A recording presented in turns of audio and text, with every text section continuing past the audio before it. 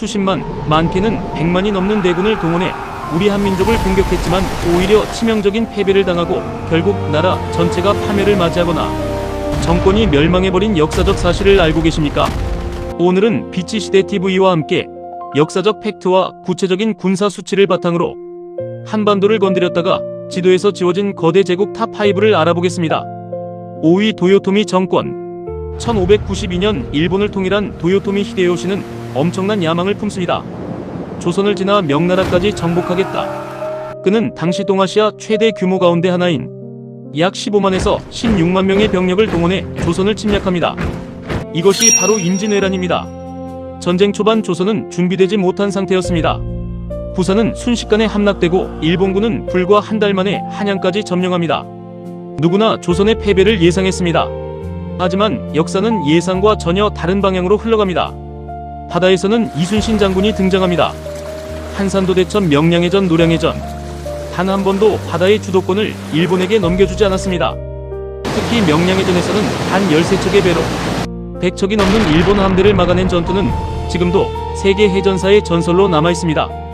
육지에서는 전국 각지에서 의병들이 일어났습니다. 백성들이 스스로 나라를 지키기 위해 무기를 들었습니다.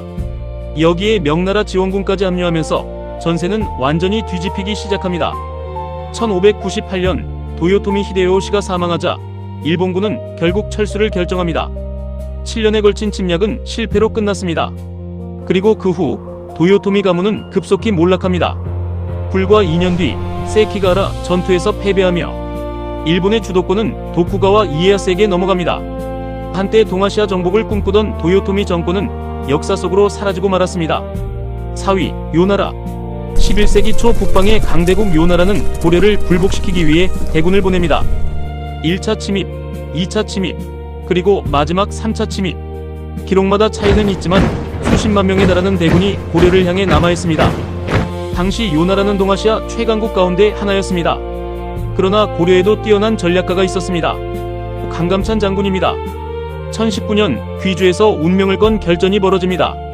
강감찬 장군은 지형을 철저히 이용해 적을 유인했고 기습과 포위 전략으로 요나라 군대를 크게 무너뜨립니다. 이 전투가 바로 역사책에서 배우는 귀주 대첩입니다. 수많은 병력을 잃은 요나라는 더 이상 고려를 침략하지 못했습니다. 이후 요나라는 점차 국력이 약해졌고 북쪽에서 새롭게 성장한 금나라의 공격을 받습니다. 결국 1125년 요나라는 멸망하며 역사의 무대에서 사라집니다. 고려를 무너뜨리겠다는 야심은 결국 이루지 못했고 오히려 국력만 크게 소모한 채 또 다른 강대국에게 자리를 내주고 말았습니다. 3위 세계 최강의 제국 몽골 제국. 13세기 세계를 공포에 떨게 만든 나라가 있었습니다. 바로 몽골 제국입니다.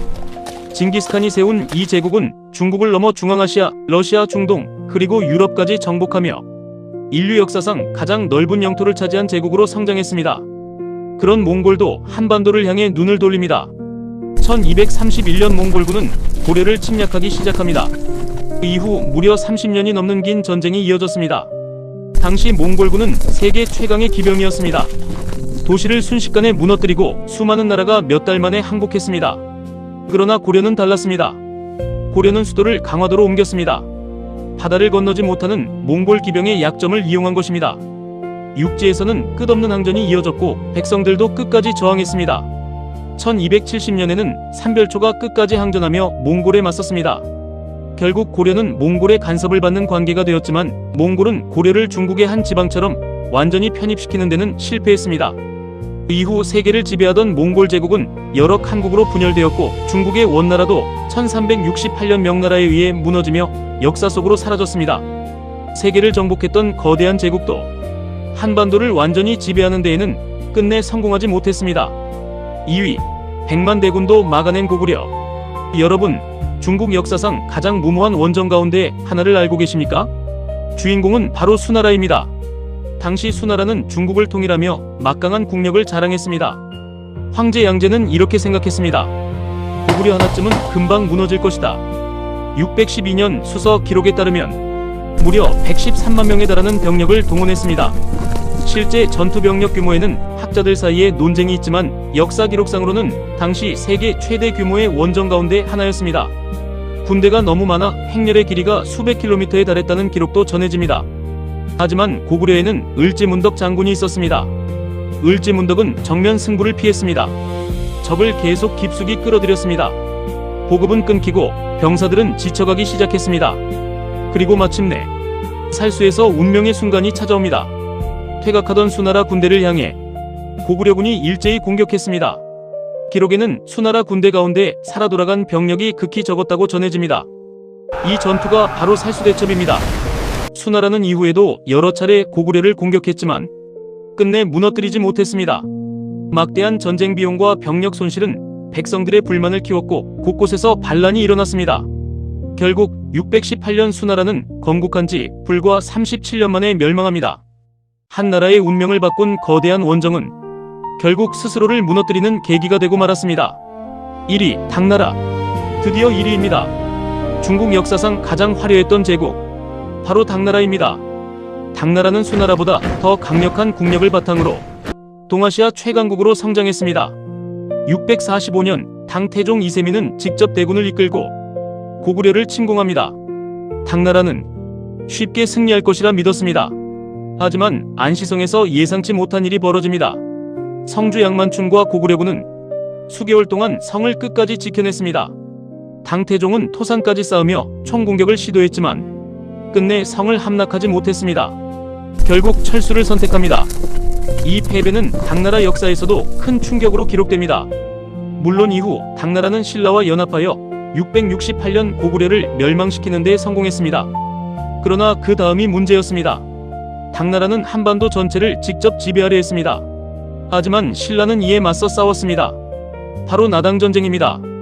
매소성 전투, 기벌포 전투. 신라는 당나라 군대를 격퇴하며 한반도 대부분에서 당나라 세력을 몰아냈습니다. 결국 당나라는 한반도 지배를 포기하고 철수합니다. 이후 당나라는 안사의 난 등 대규모 내부 혼란을 겪으며 국력이 크게 약화되었습니다. 그리고 907년 당나라는 멸망하며 역사 속으로 사라집니다. 직접적인 멸망 원인은 내부 정치와 반란이었지만 한반도 지배 실패는 동아시아 전략에서 중요한 좌절 가운데 하나로 평가됩니다. 오늘 5위까지 순위를 보았는데요. 역사를 돌아보면 한반도는 결코 넓은 나라가 아니었습니다.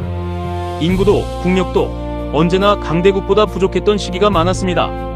그럼에도 불구하고 수많은 침략을 이겨낼 수 있었던 이유는 뛰어난 전략, 지형을 활용한 전술, 나라를 지키려는 군인들의 희생, 그리고 끝까지 포기하지 않았던 백성들의 의지였습니다. 물론 오늘 소개한 나라들이 멸망한 이유를 한국과의 전쟁 하나로만 설명할 수는 없습니다. 하지만 한반도 원정은 이들 국가의 막대한 인명과 재정을 소모하게 했고 그 이후 이어진 내부 혼란과 외부의 압박 속에서 결국 역사의 무대에서 사라졌습니다. 작은 나라였지만 쉽게 무너지지 않았던 한반도. 이것이 바로 세계사 속에서 대한민국의 뿌리인 우리 선조들이 남긴 놀라운 역사입니다. 오늘 영상이 재미있으셨다면 좋아요와 구독으로 응원해주시고 다음 시간에는 더욱 흥미로운 대한민국 역사 이야기로 찾아뵙겠습니다. 감사합니다.